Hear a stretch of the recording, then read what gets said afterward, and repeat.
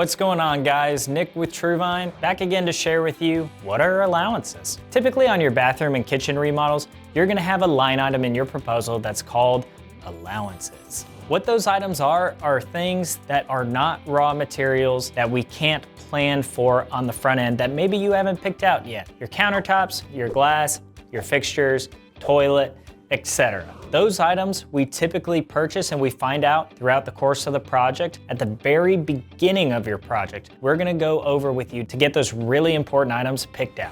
As we go through your project, we're gonna keep a tally of all the receipts and invoices that we've had for those allowance items. Those are gonna be available to you in our CRM at any point in time, so you can always go through and see where you're at. That allowance budget that you get on the beginning of every proposal is an estimated amount of cost based on what others have invested in the past in similar projects. We do a 15% markup on our allowance items that allow for logistics and warranty purposes. At the end of your project, we'll settle your allowance item. So if you ended up spending more on your allowances, that's gonna require a change order for the additional amount. If you happen to spend less than your allowances, then we're able to do a change order in the opposite direction and give you money back, which who doesn't love money back? Sometimes our clients ask us if they can provide the material, so that way they avoid the 15% markup. The problem that we run into with that is that a lot of time our clients have a hard time finding what they actually want, where to source it from for a price that is better than what we may be able to provide through our vendors, and to have it on the job site on time. If we're getting ready to be done with your project and we're waiting on a bathtub